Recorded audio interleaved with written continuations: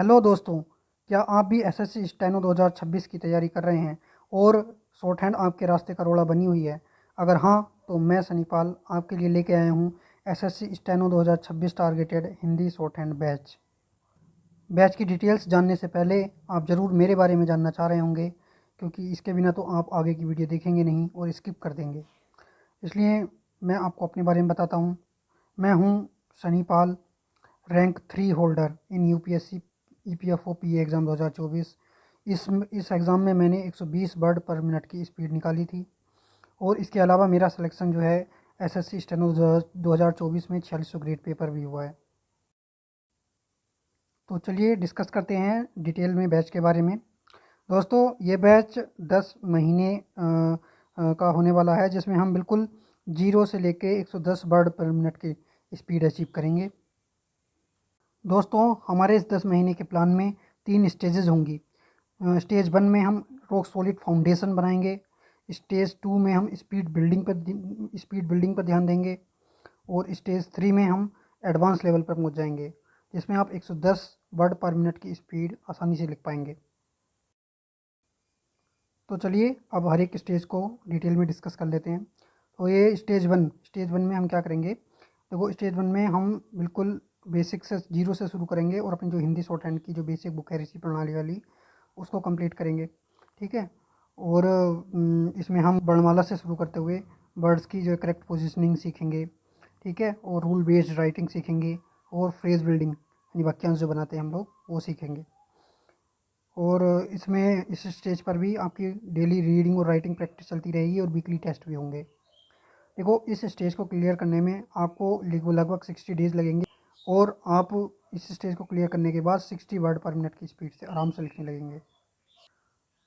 Stage 2 पर पहुंचने के बाद हम स्पीड बिल्डिंग पर ध्यान देंगे। देखो, स्पीड बिल्डिंग के लिए आपको जो है ज़्यादा से ज़्यादा वर्ड्स कवर करने की ज़रूरत होती है।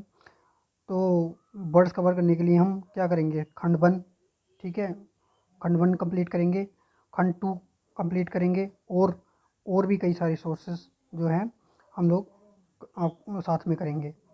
ठीक है। और इन सब की आउटलाइंस भी जो है मैं आपको प्रोवाइड कराऊंगा। ठीक है। और आउटलाइंस की जो प्रोवाइड कराने की मेरी टेक्निक है मल्टीपल टाइम रिपीटेशन टेक्निक। इस टेक्निक में क्या होता है, मैं एक एक आउटलाइन को जो है बार बार रोज़ डेली डेली की जो आपको वीडियो प्रोवाइड कराऊंगा, उसमें हर आउटलाइन को बार बार इतनी बार रिपीट करा दूंगा मैं आपको कि आपको कुछ भी अलग से नोटबुक वगैरह या कुछ भी आउटलाइन की कॉपी वगैरह बनाने की ज़रूरत नहीं पड़ेगी और सबका सब मैं वहीं ऑन द स्पॉट आपको सारी आउटलाइन से याद करा दूंगा। So no more ratification of outlines. UPSC EPFO वाला जो एग्ज़ाम था उसमें 120 वर्ड पर मिनट की स्पीड मांगी थी, तो इन्हीं आउटलाइन से मैंने 120 वर्ड पर मिनट की स्पीड क्लियर की है। तो डेफिनेटली आप 100 या 110 का मैटर तो आराम से लिख लेंगे। इस स्टेज में हमारी टारगेट स्पीड रहेगी 90 वर्ड पर मिनट और इसको पूरा करने में हमें लगभग 120 डेज़ लग जाएंगे।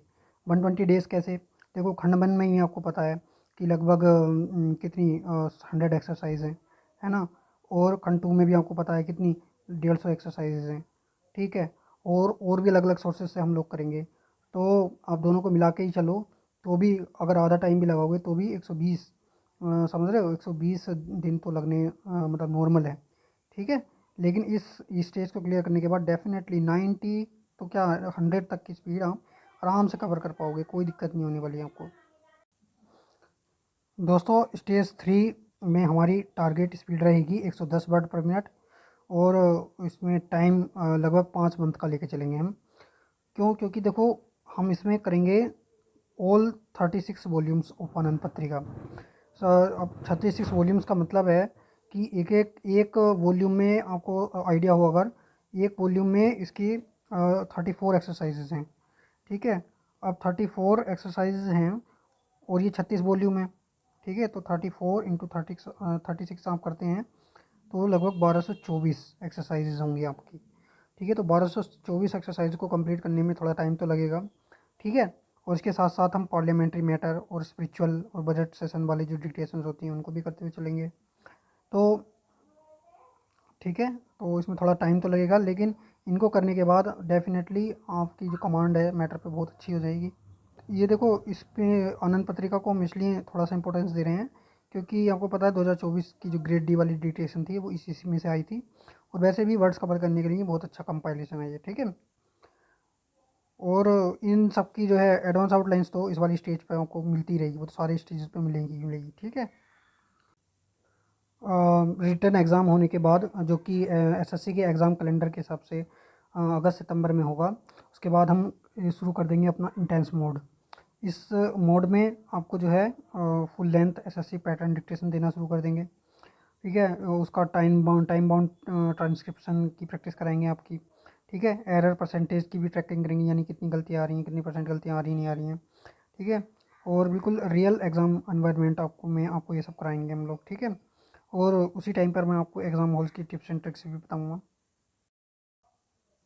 तो कौन कौन इस बैच को ज्वाइन कर सकता है? जो बिगिनर्स हैं जो बिल्कुल ज़ीरो से शुरू करेंगे, और स्टूडेंट्स जो कि 60 से 70 वर्ड पर मिनट की स्पीड पे रुके हुए हैं, और जो बच्चे 80 पे हैं लेकिन वो 100 तक पहुंचना चाहते हैं, और जो भी सीरियस हैं 2026 को लेके, तो वो सब इस बैच को ज्वाइन कर सकते हैं। दोस्तों, आप सोच रहे होंगे कि स्किल के लिए तो अभी बहुत टाइम है, कहीं जनवरी 2027 में जाकर होगा। तो दोस्तों, मैं आपको बताता चलूँ कि स्पीड 110 की स्पीड जो है, अगर आप अचीव करना चाहते हैं तो वो एक या दो महीने में नहीं बनती है। उसके लिए आपको शुरू से प्रिपरेशन करके चलना पड़ता है, ठीक है। और ये टाइम कब निकल जाएगा आपको पता भी नहीं चलेगा, इसलिए अभी से तैयारी करना बहुत ज़रूरी है। दोस्तों, स्किल टेस्ट आज के समय में बहुत ज़्यादा अनप्रेडिक्टेबल हो गया है।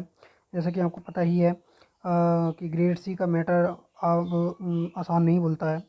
तो आपको वही बंदा अच्छे से तैयारी करा सकता है जिसका खुद का सिलेक्शन हुआ हो। जैसे कि मैंने भी आपको बताया भी कि ग्रेड सी में सिलेक्शन हुआ है मेरा, तो मैं आपको बहुत अच्छे से तरीके से बता सकता हूँ कि क्या दिक्कतें आती हैं, क्या परेशानियाँ आती हैं तैयारी करते हुए, और किन किन चीज़ों का ध्यान करना चाहिए। यानी कहने का मतलब है कम से कम समय में अगर आपको स्किल टेस्ट तैयार करना है तो मुझसे अच्छा ऑप्शन कोई नहीं मिलेगा आपको।